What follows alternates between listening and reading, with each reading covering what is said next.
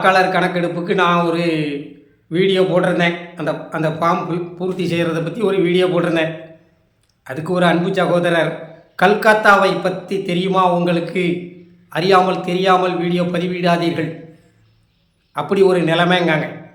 அந்த சகோதரருக்கு என்னால் என்ன பதில் சொல்ல முடியுது? நான் ரொம்ப குறுக்கு வழியில் பதில் சொல்லக்கூடிய ஆள். நான் கொஞ்சம் இடக்கு மடக்கான ஆள். எனக்கு என்னென்னா, வடக்கு தெருக்காரன் பொண்டாட்டி ஓடி போனதுக்கு நம்ம தெருக்காரியில் இருக்கிற பூரா ஏன் சந்தேகப்படணும்? வெஸ்ட் பெங்கால்லையும் பீகார்லேயும் அசாமிலையும் போலி வாக்காளர்கள் நிறைய இருக்காங்க. அப்படின்னா பங்களாதேஷ் பக்கத்தில் இருக்குது. இன ரீதியாக, அதாவது நாடுங்கிற முறையில் பங்களாதேஷ் தனி நாடாக இருந்தாலும் வெஸ்ட் பெங்கால் கூட, நம்ம நாட்டில் இருக்கிற வெஸ்ட் பெங்கால் கூட மொழி வாரியாக அவங்க பெங்காலி. நமக்கு தான் சூடு சொரணம் மானம் எதுவுமே கிடையாத தமிழனுக்கு. அவன்லாம் நல்லா வடக்க இருக்கிறவன் ரொம்ப தெளிவாக இருப்பான். அவன் மொழியாலும் இனத்தாலும் அவன் பெங்காலி.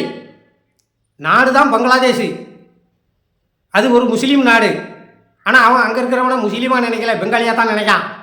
அங்கேருந்து ஊடுருவு தான். ஊடுருவி இங்கே வந்து ஆதார் கார்டு வாங்குதான், வாக்காளர் உரிமை வாங்குதான், எல்லா வியாபாரங்களையும் செய்தான். எல்லாம் இவங்க வாழ்வாதாரத்தை அவன் ஆக்கிரமிச்சுக்கிட்டு தான். அப்போ அங்கே இந்த நடவடிக்கை தேவை தான். அதெல்லாம் சரியான முறையில் கணக்கெடுத்து அந்த பேரெல்லாம் நீக்கணும். தமிழ்நாட்டில் என்ன அவசியம் வந்திருக்கு? இங்கே எந்த வெளிநாட்டுக்காரன் வந்து வாக்குரிமை வாங்கிக்கிட்டு வெளியூருக்காரன் யார் போலி வாக்காளர் இருக்கான்? இங்கே அதுக்கு வேண்டான அவசியமே இங்கே கிடையாது.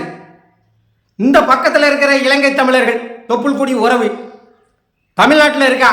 பூரா அகதி முகாம்னு சொல்லி நம்ம திறந்த வெளி சிறைச்சாலையில் அடைச்சி கொடுமைப்படுத்திக்கிட்டு இருக்கோம்.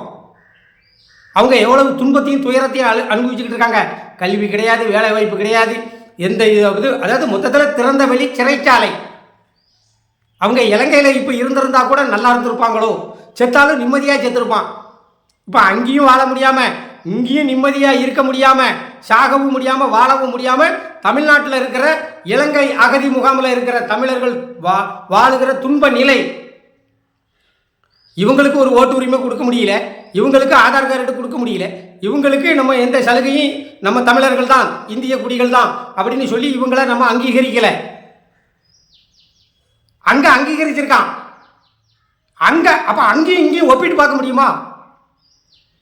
இங்கே நம்ம தமிழ்நாடு அரசு அப்படியே செஞ்சிருக்கு.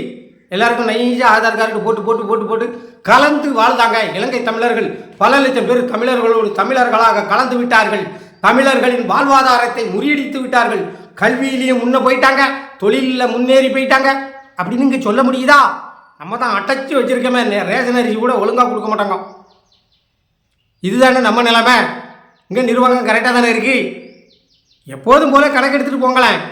வீடு வீடாக வந்து இருக்கியா செத்துட்டியா அப்படின்னு ஒரு கணக்கு எடுத்துகிட்டு, இருக்காரு செத்துட்டாருன்னு கணக்கு எடுத்துகிட்டு போ. அதைத்தானே நம்ம சொல்லுதோம். இதுக்கு கல்கத்தாவை பார்த்தியா?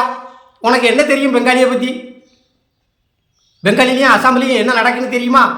நேராக போய் பார்க்கணும். அதான் நான் சொல்லுதோம்ல, ஒருத்தனுக்கும் ஒரு இளவும் தெரியாது. அங்கே பார்த்தியா, இங்கே பார்த்தியா, முதல்ல ஒன்றை பார்த்தியா? அதான் நான் முதல்ல சொன்னோம்ல, வடக்கு தெருக்காரன் பொண்டாட்டி ஓடி போயிட்டா நம்ம தெருவில் இருக்கிற பொம்பளைகளெல்லாம் நாம் ஏன் சந்தேகப்படணும்?